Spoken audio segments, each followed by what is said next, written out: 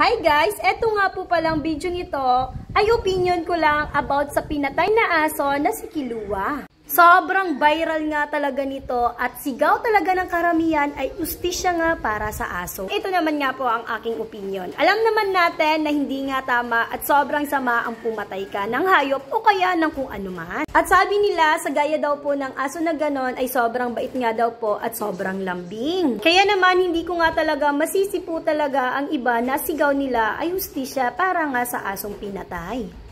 Ito lang din nga po pala ang masasabi ko nga kay sir na pumatay nga po doon sa aso. So, eto lang nga po ang masasabi ko kay sir. Unang-una sir, alam mong mali ang pumatay at alam nating lahat na hindi nga tama. Kaya sana kung ano man yung resulta or kaharapin mo nga sa ginawa mo ay tanggapin mo na lang po dahil alam mo naman na mali.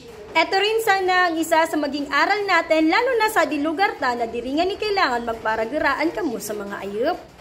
At eto rin nga po pala, ang isa sa mga masasabi ko nga sa bawat nakakapanood nga po nito or concern nga po doon sa aso. Alam na natin na sobrang mali nga talaga ang ginawa nga po ni sir. Pero sana ay maingat din nga tayo sa ating mga sinasabi. Sobrang dami kasing masasama nga po akong mga comments na nabasa sa iba't iba nga pong mga posts or iba't iba nga pong mga concern about nga sa aso. Pero sabi ko nga, sana ay maingat din tayo sa ating mga pagsasalita. Hintayin na lang po natin na batas na nga ang manguna sa kanila. Kami rin kasing nagsasabi kung buhay ang kinuha ay buhay din ang kapalit. Sana wag naman pong ganun. Sobrang dami nga po talagang nagagalit kay sir pero gaya ng sabi ko ay hintayin na lang nga po natin ang batas na ang manguna sa kanya. Porket may nagawa na yung taong masama ay lagi na po siyang masama. Di porket may nagawa siyang mali ay lagi na po siyang mali.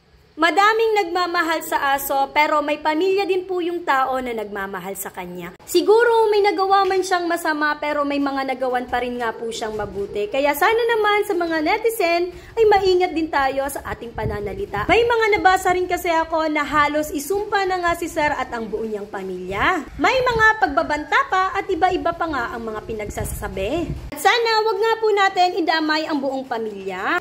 Hindi po porket sigaw lahat ng karamihan ay hustisya ay sisigaw ka na rin kahit wala kang kaalam-alam. Dahil sa panahon ngayon ay mas madami pa nga ang mga humihingi ng hustisya para sa kanilang mga pamilya. Kaya ito lang ang masasabi ko ay maging aral na nga po ito sa ating lahat. Ay lagi pa rin nga manguna sa atin ang pagpapatawad. Tao lang tayo at nagkakamali. Ay maingat nga tayo sa ating pananalita at batas na lang ang manguna. Diyos mabalos po at God bless po sa amin.